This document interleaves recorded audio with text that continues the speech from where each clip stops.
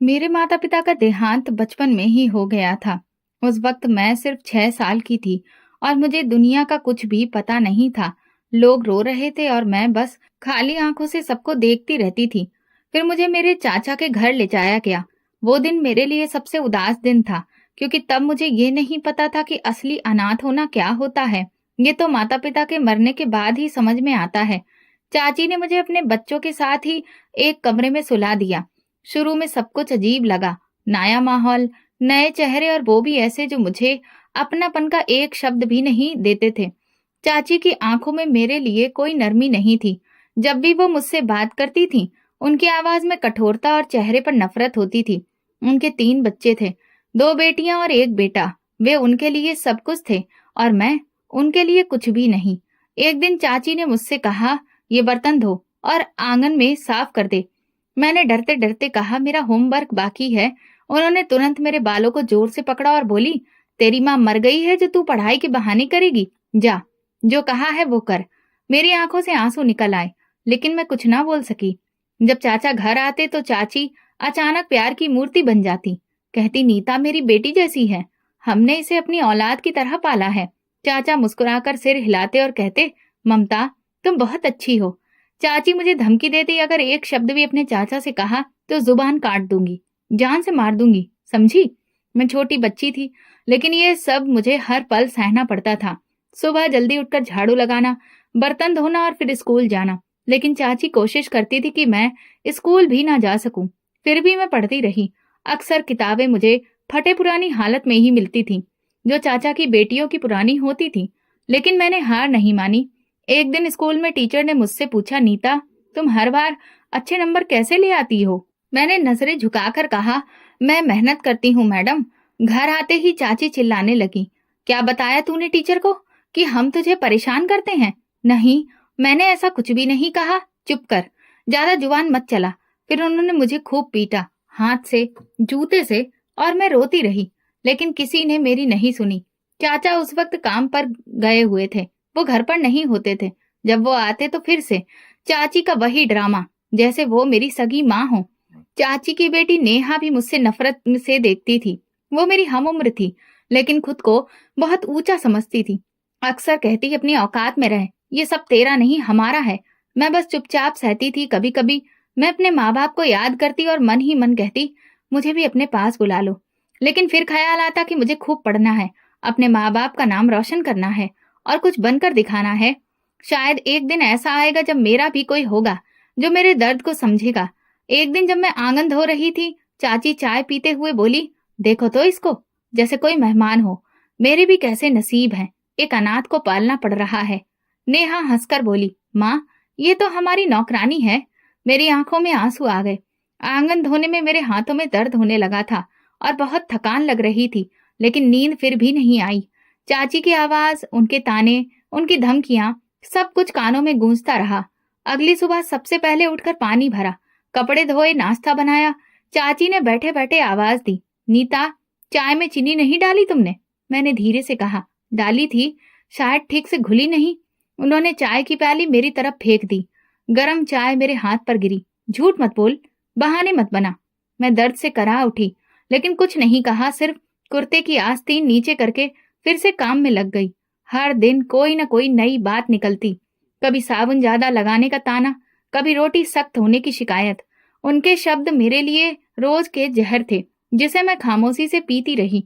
मेरे चाचा को वो पूरी तरह से यकीन दिला चुकी थी कि वो मुझे अपनी बेटियों की तरह ही रख रही हैं। एक दिन चाचा ने हंसते हुए कहा, ममता तुम्हारी परवरिश देखकर लगता है कि सच में नीता तुम्हारी अपनी है। चाची ने मुस्कुराकर जवाब दिया, मैंने इसमें कभी फर्क ही नहीं रखा। जैसे अपने बच्चों के साथ वैसे ही इसे भी रखा। मैं चुपचाप खड़ी सुन रही थी। दिल में सोचा, काश ये सब सच होता, काश ये वैसी होती जैसी दिखा रही हैं। लेकिन अंदर का सच तो सिर्फ मैं जानती थी। मुझे खाना भी तब मिलता जब सब लोग खा चुके होते, और जो बच जाता वही मुझे मिलता। एक दिन स्कूल में यूनिट टेस्ट था। सब बच्चे शोर मचा रहे थे, लेकिन मैं चुप थी। मैंने दिल लगाकर पढ़ाई की थी। रिजल्ट आया तो मुझे पूरे स्कूल में सबसे ज्यादा नंबर मिले। नेहा फेल हो गई थी। टीचर ने सबके सामने मेरी खूब तारीफ की। शाबाश नीता, हालात जैसे भी हो तुम मेहनत से पीछे नहीं हटी। घर आकर जब चाची ने ये सब सुना तो वो चुप हो गई, लेकिन रात को जब सब सो गए उन्होंने मुझे किचन में बुलाया। तूने क्या समझा, नंबर लाकर मेरा मुंह बंद कर देगी? नहीं चाची, मैंने तो कुछ भी नहीं कहा। उन्होंने झट से थप्पड़ मारा। हमारी बेटी को तूने शर्मिंदा किया, लोग उसे बातें सुना रहे हैं। मैं बिस्तर पर लेट गई। उस रात मुझे नींद नहीं आई।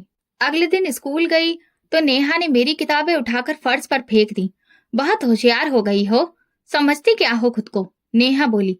मैं बोली, मैंने कुछ नहीं किया, बस करो, मुझे ज्ञान मत दो। एक दिन स्कूल में निबंध प्रतियोगिता हुई जिसका टॉपिक था मेरी माँ। मैंने खाली कागज को घूरा। कुछ देर मेरी कलम रुकी रही, फिर दिल की बातें लिखने लगी। मेरी माँ मेरे सपनों में आती है। जब मैं रो रही होती हूँ तो वो मेरे बाल सहलाती है।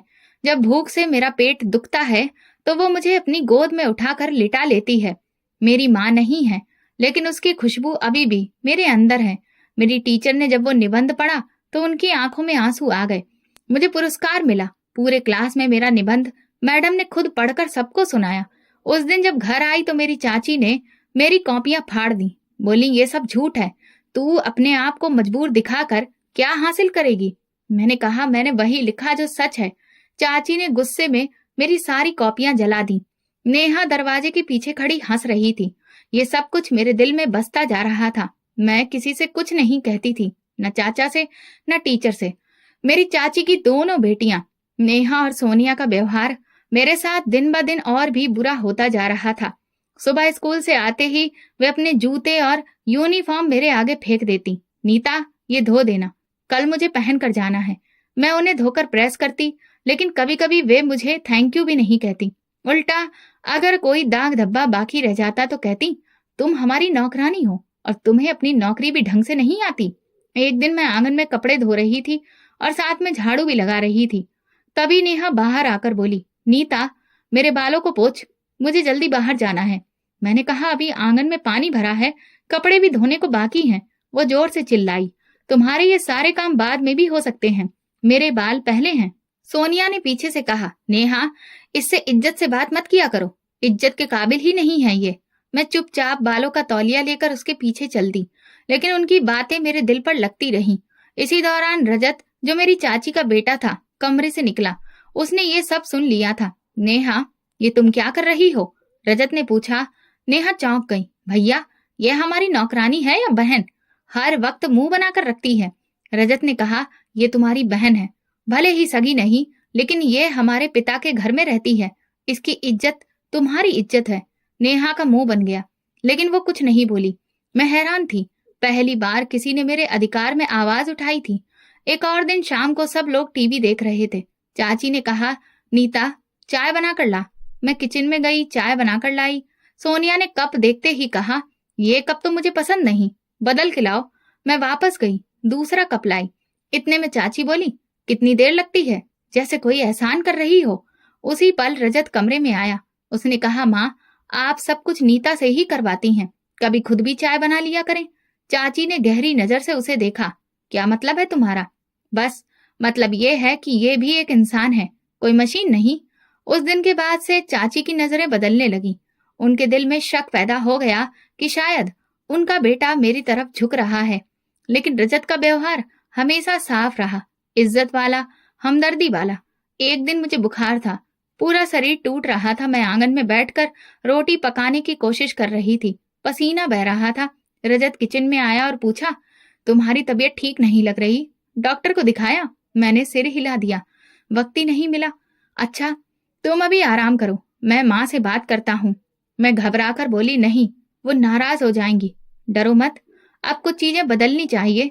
रजत ने सच में चाची से कहा, लेकिन जवाब में चाची बोली, मुझे पता है कि क्या हो रहा है, उस पर ज्यादा रहम खाने की जरूरत नहीं है।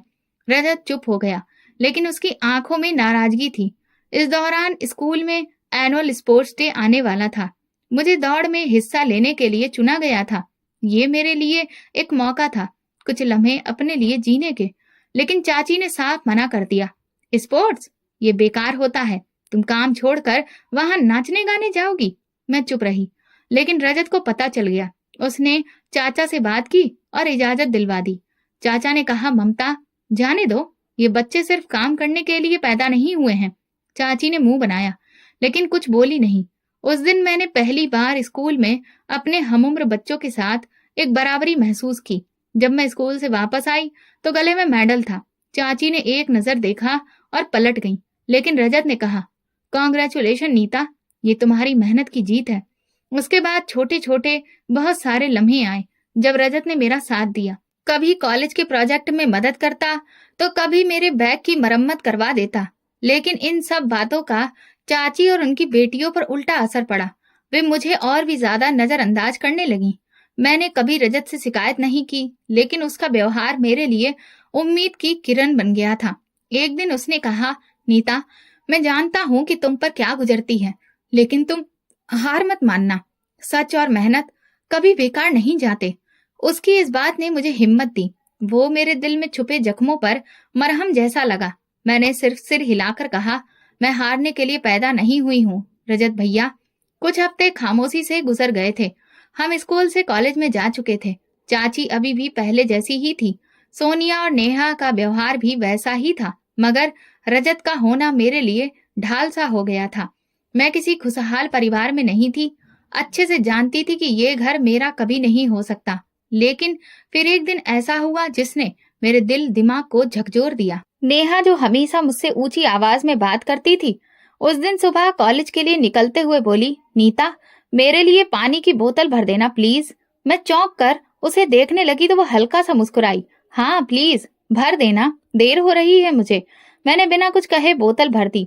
उस दिन कॉलेज से वापस आई तो उसने कहा, मम्मी की चप्पल मेरे कमरे में रह गई है, तुम प्लीज याद से उनके कमरे में रख देना, वो सो रही हैं।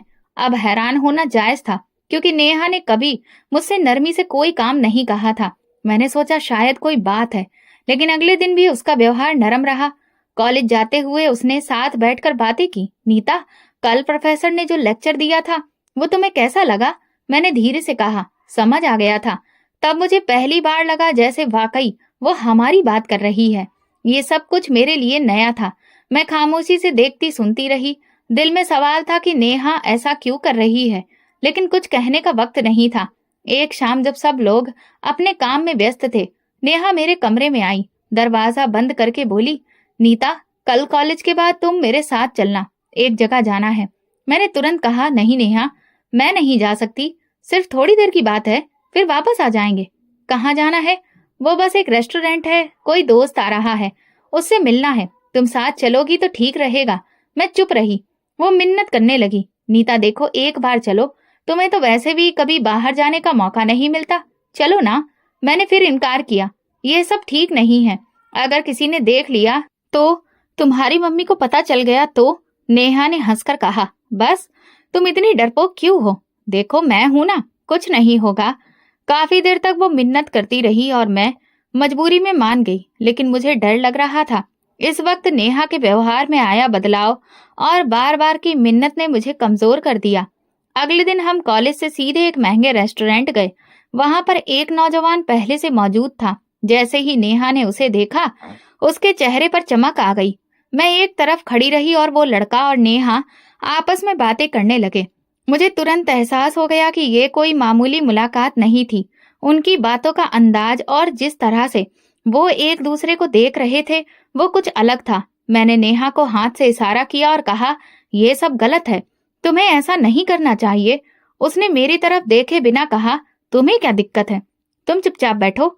मैंने कहा, नेहा, ये तुम्हारी जिंदगी है, लेकिन इस तरह की हरकत तुम्हारे लिए अच्छी नहीं। अगर चाची को पता चला तो। तभी नेहा ने मेरी तरफ देखा और गुस्से में बोली, तुम कैसे बताओगी? अगर तुमने एक शब्द भी कहा तो मैं सबके सामने कहूंगी कि तुम उस लड़के से मिलने गई थी। मैं तो बस तुम्हें बचाने गई थी। ये सुनकर मैं तो दंग रह गई। उसकी धमकी साफ थी और वो झूठ बोलने से भी डरती नहीं थी। मैंने कहा, लेकिन तुम जानती हो ये सच नहीं है। सच? किसको फर्क पड़ता है? जो जुबान तेज हो वही जीतता है, और मेरे पास वो जुबान है नीता। मैं चुप हो गई। मन किया कि भाग जाऊं। नेहा और वो लड़का फिर से बातों में व्यस्त हो गए। मैं अंदर ही अंदर परेशान रही। घर वापसी पर वो बिल्कुल नॉर्मल हो चुकी थी। चाची से भी ऐसे मिली जैसे कि कुछ हुआ ही ना हो। मैं किसी से कुछ नहीं बोली, लेकिन उस दिन के बाद मुझे नेहा की हर बात में एक नया मतलब नजर आने लगा। अगले दिन उसने कहा, नीता, मेरे कपड़े प्रेस कर देना। कल पार्टी है। मैंने कुछ नहीं कहा, प्रेस कर दिए और हाँ, किसी से कुछ कहना मत। कल की बात सिर्फ हमारे बीच में, ठीक है? मैंने हल्की आवाज में कहा। मैं किसी से कुछ नहीं कहूंगी, लेकिन सच एक दिन खुद सामने आ जाएगा। नेहा जोर से हंसी। सच? ये दुनिया सच नहीं देखती, सिर्फ कहानियां सुनती है और मैं अपनी कहानी खुद लिखती हूँ। वो हंसकर चली गई और मैं सोचती रही, क्या वाकई में सच के साथ चलकर मैं कभी जीत सकूंगी या फिर हमेशा ऐसे ही सबके हाथ की कठपुतली बनी रहूंगी। लेकिन अंदर कहीं एक यकीन था। उस दिन नेहा का लहजा और चाल ढाल कुछ और ही हो गए थे। अब वो खुद को मुझसे बेहतर ही नहीं बल्कि काबिल समझने लगी थी। वो हर बात पर जताती थी कि मेरी कमजोरी उसके हाथ में है।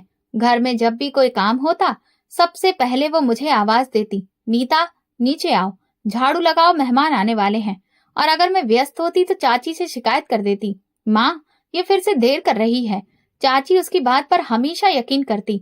वो समझती थी कि नेहा अब संभल गई है, बहुत बात मानने वाली हो गई है, जबकि सच्चाई में वो अब और ज्यादा चालाक हो गई थी। एक दिन जब रजत बाहर आ गया था, चाचा अपने किसी रिश्तेदार से बातों में बिजी थे और सोनिया टीवी देख रही थी। नेहा ने मुझे बुलाया, नीता मेरे कमरे में आओ। मैं अंदर गई तो उसने दरवाजा बंद किया। मैंने तुम्हें पहले ही कहा था चुप रहो, मगर तुम आजकल कुछ ज्यादा ही हिम्मत दिखा रही हो। मैंने कहा कि मैंने किसी से कुछ भी नहीं कहा है और ना कहूंगी। बेहतर यही है, वरना तुम जानती हो अंजाम क्या होगा। मैंने उसकी आंखों में आंखें डालकर कहा, नेहा तुम जो भी कर रही हो ज्यादा देर छुपेगा नहीं। हर चीज की एक हद होती है। एक दिन सच खुद बोलने लगता है। वो चौंक गई। शायद पहली बार मेरी जुबान से ऐसी बातें सुनी थी। तुम मुझे डरा नहीं सकती हो।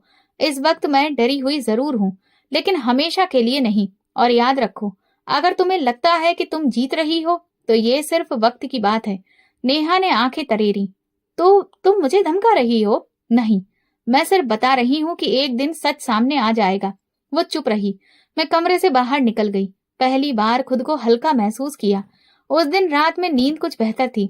अगले दिन दोपहर के वक्त घर में खामोशी थी। चाची बाजार गई थी।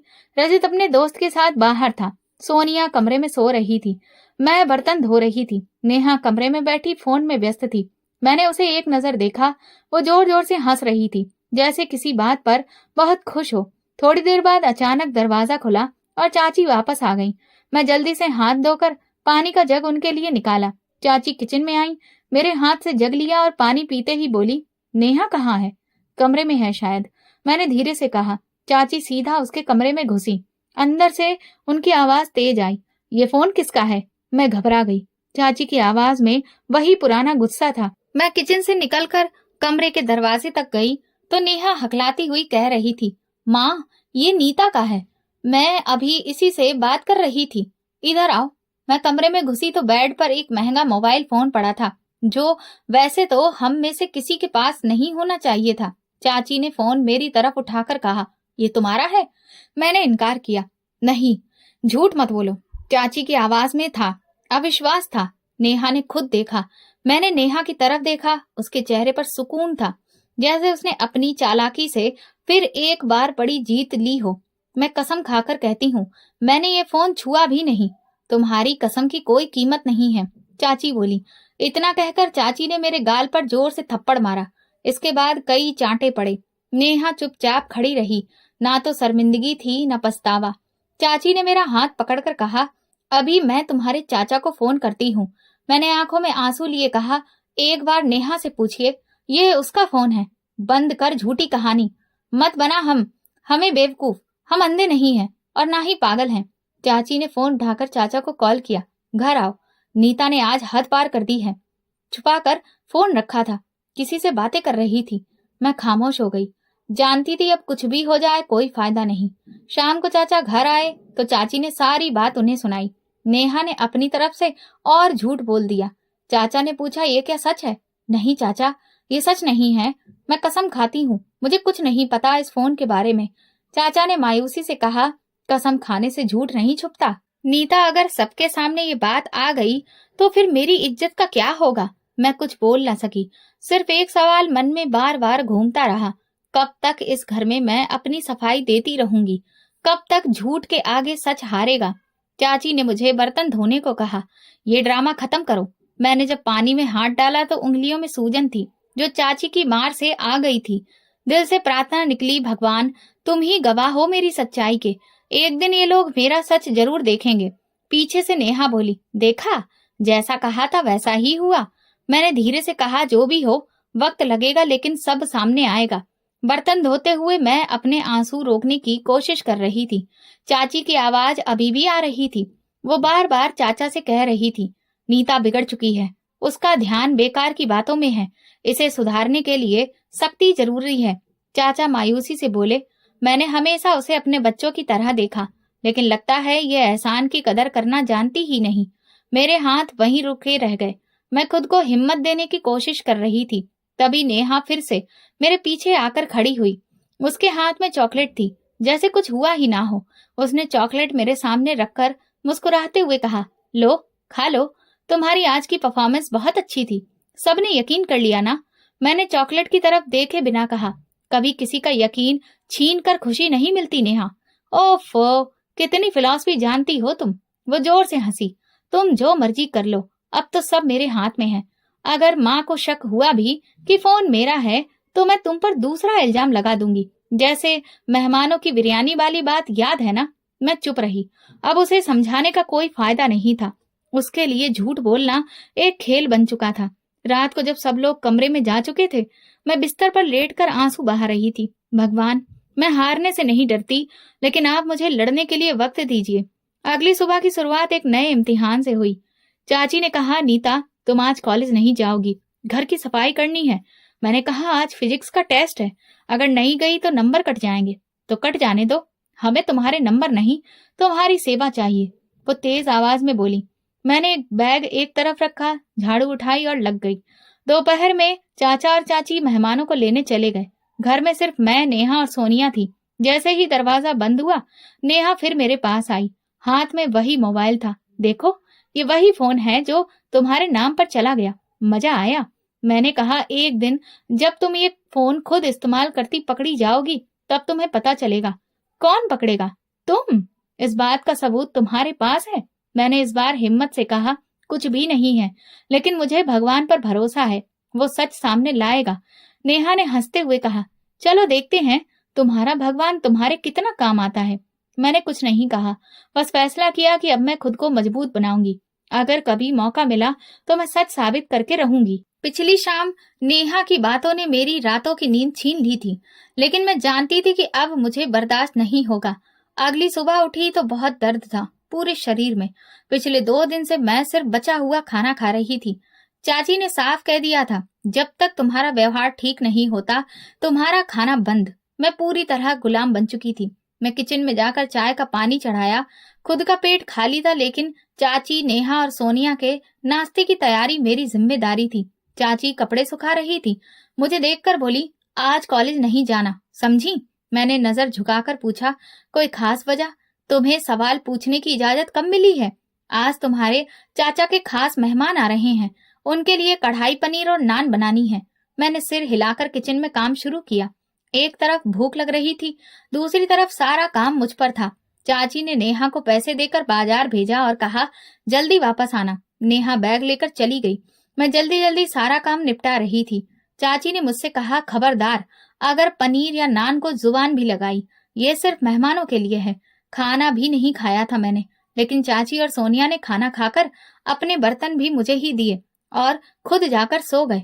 नेहा अभी तक नहीं लौटी थी। बाजार का सामान था, लेकिन उसका व्यवहार अब बदला बदला सा था। उसने आकर सीधे किचन में रखा हुआ मेहमानों का खाना निकाला। मैंने उससे कहा, ये चाचा ने मेहमानों के लिए बनवाया है, प्लीज इसे मत खाओ। वो हंसने लगी, ये मेरा घर है। मैंने कहा, चाची गुस्सा हो जाएंगी।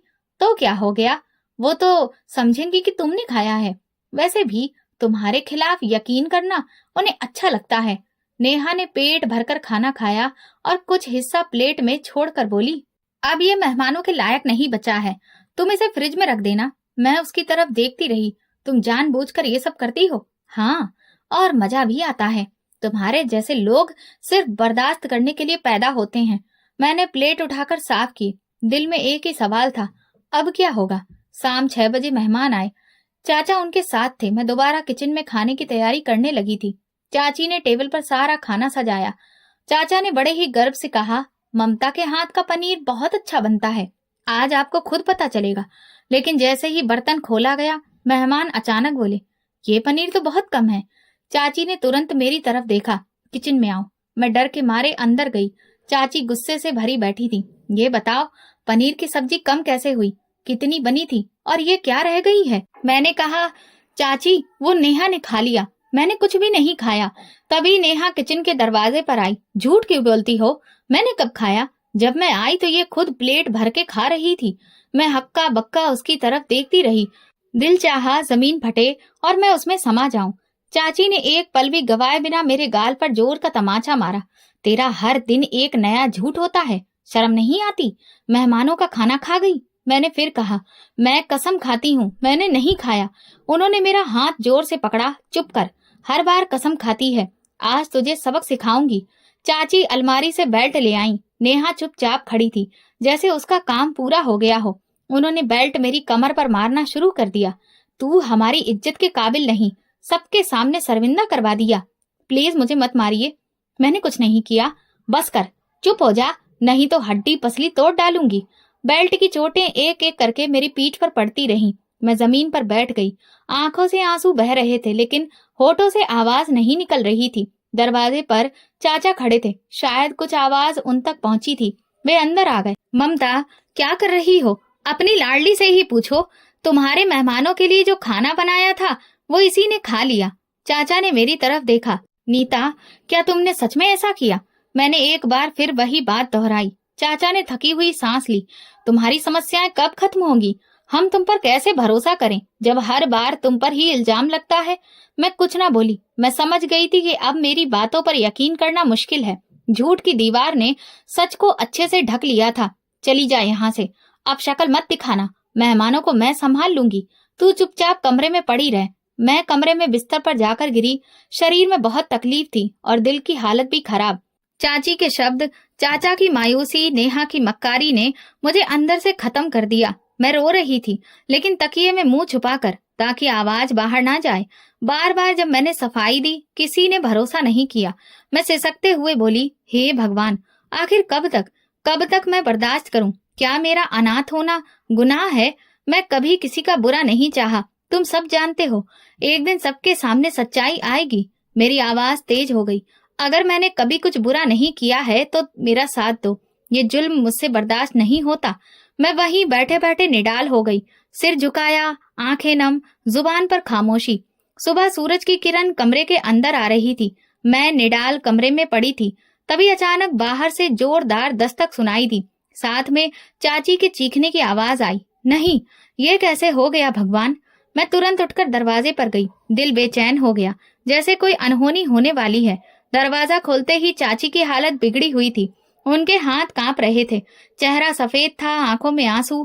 क्या हुआ? मैंने घबराकर पूछा। वो बैठ गई, जमीन पर हाथ मारकर रोने लगी। रजत और तुम्हारे चाचा दोनों का एक्सीडेंट हो गया है। वो ऑफिस के लिए निकले थे, मोटरसाइकिल पर जा रहे थे, सामने से ट्रक आ गया। दोनों बहुत जख्मी हैं, अस्पताल ले गए हैं, लेकिन हालत बहुत खराब है। मेरे हाथ से दीवार का सहारा छूट गया, शरीर सुन्न पड़ गया।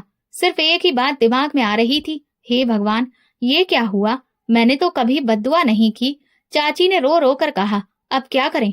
किसी को फोन करो, मदद मांगो। मैं तो चलने के भी काबिल नहीं। दरवाजे पर खड़ी थी, लेकिन मेरे कदम हिल नहीं रहे थे। आंखों के सामने रजत का चेहरा बार बार आ रहा था। वो रजत जो मेरे साथ सबसे अच्छा व्यवहार करता था, हमेशा मेरा साथ देता था, मेरी तकलीफ समझता था। भगवान, अगर ये सब मेरी प्रार्थना का नतीजा है तो मैं तो सिर्फ अपने लिए इंसाफ मांग रही थी, उनके लिए बद्दुआ नहीं। मेरी जुबान बंद थी, हजारों सवाल उठ रहे थे। रात के 10 बज रहे थे। चाचा की आवाज घर में गूंज रही थी। वो अस्पताल से वापस आए थे, उनके साथ पड़ोसन भी थी। उनका चेहरा सफेद, आंखें सूजी हुई। वो आते ही जमीन पर बैठ गईं।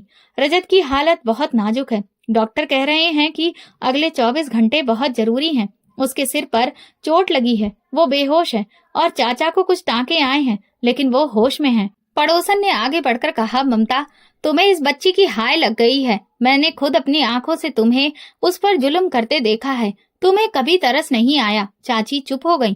फिर धीरे धीरे उनकी आंखों से आंसू गिरने लगे। वो जमीन पर झुकी और बोली, मैं बहुत गलत थी। मैंने इसे कभी अपनी बच्ची नहीं समझा, मगर इसने कभी बद्दुआ नहीं दी। मैं सब सुन रही थी।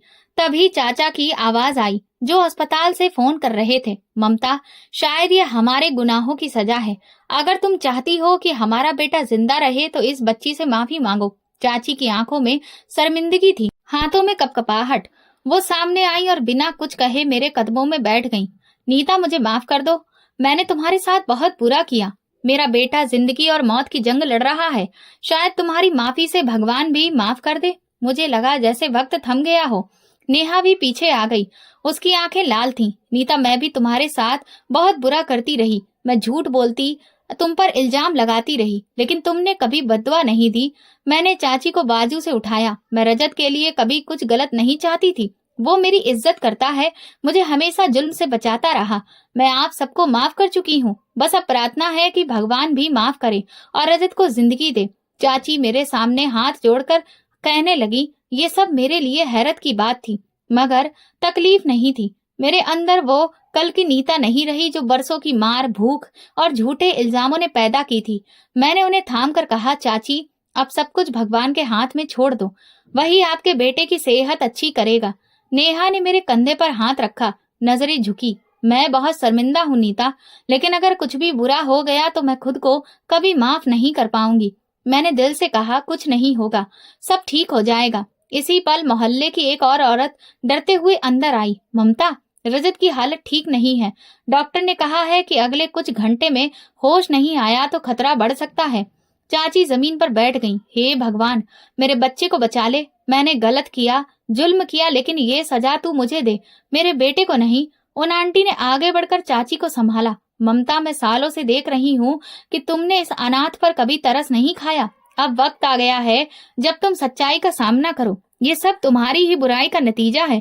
वो रो रही थी, फिर नेहा की तरफ देखकर बोली, मैं तुम्हें भी उसके खिलाफ करती रही। तुम्हारे अंदर भी जहर भरा और आज मेरा ही बेटा अस्पताल में पड़ा है। फिर वो कुछ समझी और बोली, मैं अस्पताल जा रही हूँ। तुमसे प्रार्थना है, अगर मुझे भगवान ने मौका दिया तो मैं नीता को अपनी बेटी बनाकर रखूंगी। मैं खामोशी से दरवाजे तक उनके साथ गई। नेहा ने जाते जाते मेरा हाथ थामा। अगर कुछ हो गया तो हमें भी माफ मत करना, लेकिन अगर वो बच गया। वो लोग चले गए। मैं तुरंत भगवान के आगे बैठ गई। आज वही कमरा, वही तन्हाई थी, लेकिन आज मन में डर नहीं बल्कि उम्मीद थी। मैंने प्रार्थना की, हे भगवान, मैं रजत के लिए तुमसे जिंदगी मांगती हूँ।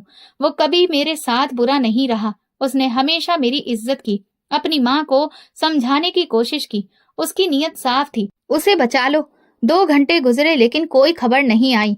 मैं बाहर जागती रही। 11 बजे चाचा का फोन आया। नेहा ने रोते हुए फोन पर कहा, नीता, रजत को होश आ गया है। वो आंखें खोल चुका है और पहली बार जो उसने कहा कि वो तुम्हारे बारे में थी। उसने कहा, नीता ठीक है ना?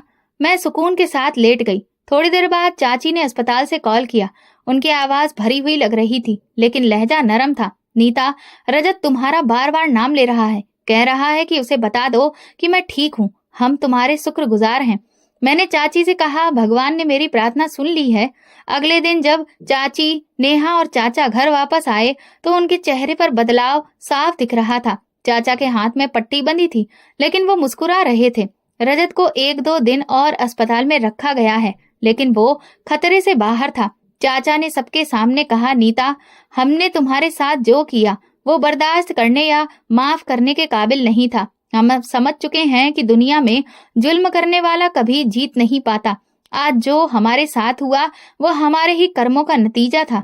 मैंने कहा, मैंने आप सबको माफ कर दिया, लेकिन जो सीखा है वो भूलूंगी नहीं। भगवान का इंसाफ जरूर होता है।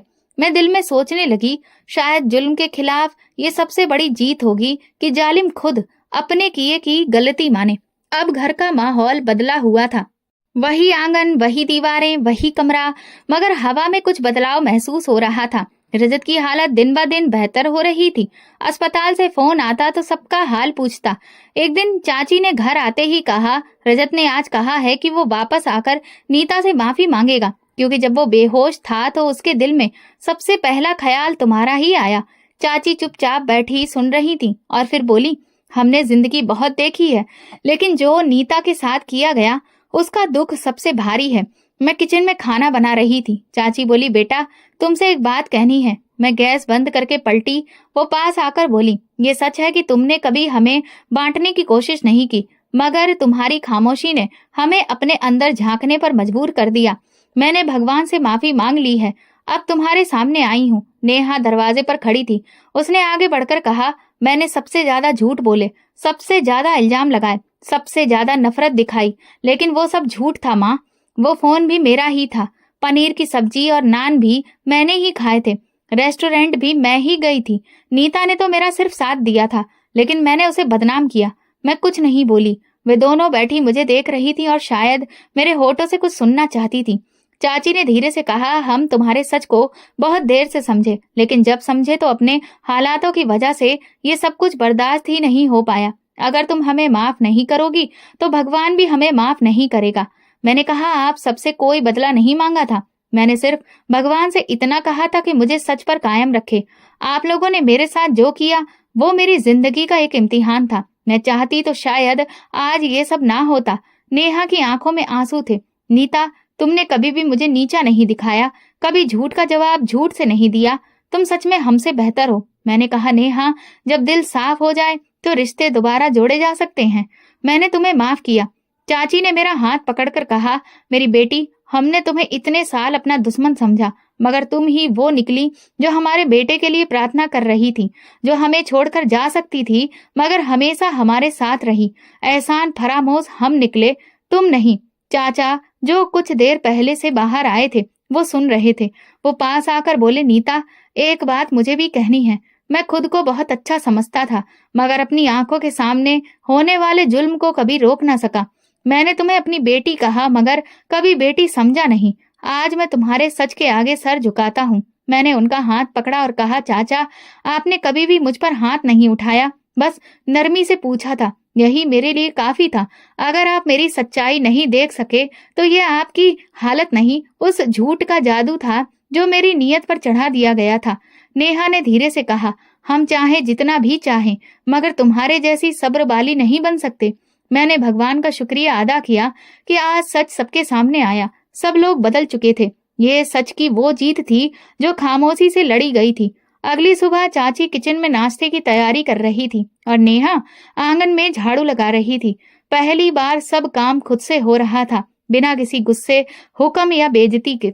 फोन की घंटी बजी, मैं तुरंत उठी। दूसरी तरफ अस्पताल से कॉल थी। डॉक्टर ने कहा, रजत पूरी तरह से होश में है और बात कर रहा है। उसकी हालत अब बेहतर है, 2 दिन में डिस्चार्ज हो जाएगा। मैंने ये खुशी की खबर सबको सुनाई।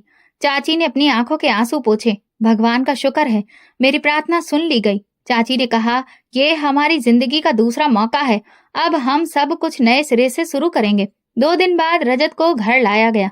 उसकी सेहत अच्छी थी। उसने मुझे देखा और फिर मुस्कुराकर बोला, शुक्रिया नीता, अगर तुम ना होती तो शायद मैं आज यहाँ पर ना होता। मैंने कहा, रजत, मैंने जो किया वो सिर्फ इंसानियत के लिए था। वो बोला, तुमने मुझ पर एहसान नहीं किया, बल्कि हक अदा किया है। अब मेरी बारी है। चाची ने तुरंत बात का रुख बदला, रजत, तुम्हारे पापा से मैंने बात की है। मैं चाहती हूँ कि नीता की शादी अब उस घर से हो। ये सुनकर एक पल को खामोशी छा गई। नेहा तुरंत बोली, हाँ माँ, आप सही कह रही हैं, नीता भी हमारे घर का हिस्सा है। मैं कुछ समझ नहीं पा रही थी तो चाची ने बताया, रजत का एक दोस्त है जो मल्टीनेशनल कंपनी में काम करता है। उसके माँ बाप बचपन में ही गुजर गए थे, तब से वो अकेला ही है। उसने जब से तुम्हें देखा पहली नजर से पसंद करने लगा था। वो तुम्हारे जैसी ही लड़की को अपने जीवन में लाना चाहता था, इसलिए उसने रजत से बात की थी। जब हमें ये पता चला तो हमने मना कर दिया था, लेकिन अब हम चाहते हैं कि तुम्हें वो सब मिले जिसके तुम काबिल हो। रजत के उस दोस्त से तुरंत बात की गई। कुछ हफ्तों में ही हमारी सगाई और फिर शादी हो गई। जब मैं विदा होकर उसके घर पहुंची तो ऐसा लगा जैसे पहली बार कोई घर मेरा है, जैसे मैं वाकई किसी की बेटी थी और मुझे विदा किया गया था। आज लग रहा था कि जैसे मैं किसी की जिंदगी का सुकून हूँ। शादी के बाद मेरी जिंदगी का वो दौर शुरू हुआ जिसके बारे में मैंने कभी सोचा भी नहीं था। जब मैं पहली बार अपने पति के साथ चाचा के घर मिलने आई तो उन्होंने अपने हाथ से पहली बार मेरे लिए नाश्ता बनाया। वो कहने लगे, मैं तुम्हें अपनी सबसे प्यारी बेटी समझता हूँ। रजत मेरे पास आया और कहने लगा, तुम खुश तो हो ना? मैंने उसका हाथ पकड़कर कहा, सच कहूँ तो तुमने अपने भाई होने का फर्ज निभाया। मैं अपने पति के साथ वो जिंदगी जी रही हूँ जो मैंने सपने में भी नहीं सोची थी। तुम वो मिसाल हो जिसे लोग याद रखेंगे। एक रात जब मैं डायरी लिख रही थी तो मेरे पति रवि ने मुझसे पूछा, क्या लिख रही हो? मैंने कहा, बस जिंदगी का फलसफा।